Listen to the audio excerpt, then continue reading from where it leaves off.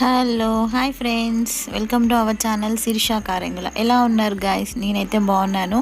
So ఇది వచ్చేసి నేను ఎప్పుడో వీడియో తీసి పెట్టుకున్నాను, బట్ అప్లోడ్ చేయలేదు. రొయ్యల కూర అనమాట. సో స్మెల్ రాకుండా మీకు ఎలా చేయాలనేది నేను కొన్ని టిప్స్ అనేది నేను చెప్తాను, మీకు ఫాలో అవ్వండి. సో చాలా బాగుంటుంది, చాలా టేస్టీగా కూడా ఉంటుంది. తినని వాళ్ళు కూడా తినడానికి ట్రై చేస్తారు. స్మెల్ అయితే రాకుండా ఉంటుంది. ఫస్ట్ ఆఫ్ ఆల్ మనం రొయ్యలు తీసుకొని ఇవి కొంచెం ముక్కు తోకలు ఉంటాయి కదా, అవి రిమూవ్ చేసేసుకోవాలి చాలా నీట్గా. నేనైతే ఒక 3 మెంబర్స్కి సరిపడా చేస్తున్నాను, అంతే, ఎక్కువ కాదు. చిన్న బౌల్ సరిపడా రొయ్యలు అయితే తీసుకున్నాను. సో వీటిని వచ్చేసి ఏంటంటే ఫస్ట్ మనం ఇదంతా క్లీన్ చేసి పెట్టుకోవాలి. చూడండి ఇంతే. సో అలా చేసుకున్న తర్వాత ఏంటంటే ఓవరాల్గా తర్వాత దీన్ని డ్రై రోస్ట్ చేసుకోవాలి.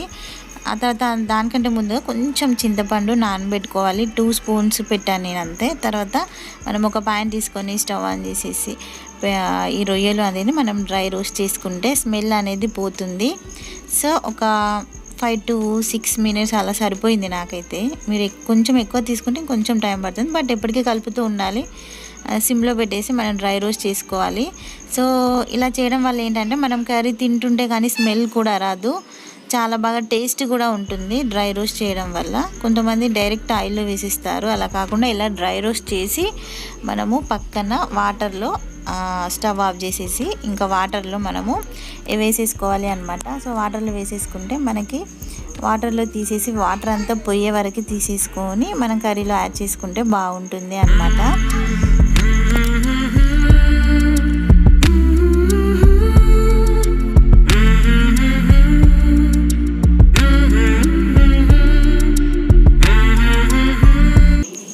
ఆ తర్వాత మన స్టవ్ పైన ఒక బౌల్ పెట్టేసి ఆయిల్ వేసిన తర్వాత ఏంటంటే నేనైతే ఆయిల్ కొంచెం ఎక్కువనే వేసుకున్నాను. ఆనియన్స్ అయితే ఒక 3 to 4 ఆనియన్స్ తీసుకున్నాను అనమాట.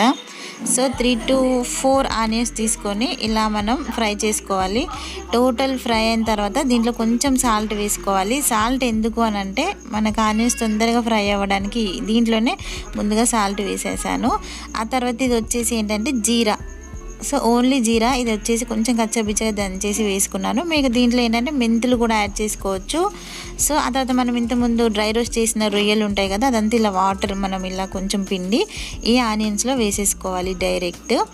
సో దీనిలో అయిపోయిన తర్వాత ఏంటంటే మనం జింజర్ గార్లిక్ పేస్ట్ అండ్ పసుపు యాడ్ చేసుకోవాలి.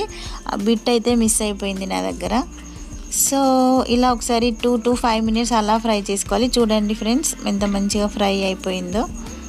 సో ఆ తర్వాత దీంట్లో టమాటోస్ యాడ్ చేసుకోవాలి అనమాట. ఒక 2 to 3 టమాటోస్ యాడ్ చేశాను నేను. ఆ తర్వాత మనకి చింతపండు పులుసు కదా, టోటల్గా ఇలా తీసి పక్కన పెట్టేసుకొని దీంట్లో యాడ్ చేసుకోవాలి. ఇది వచ్చేసి ఏంటంటే మీరు టమాటా ఆప్షనల్ అనమాట. చింతపులుసు వేశారు కదా, టమాటో వేయకపోయినా ఏం కాదు, బట్ నేను వేసాను. ఆ తర్వాత దీంట్లో red chilli powder, ginger, turmeric powder, అది బిట్ మిస్ అయిపోయింది, దాంట్లో మీరు వేసేసుకోవచ్చు.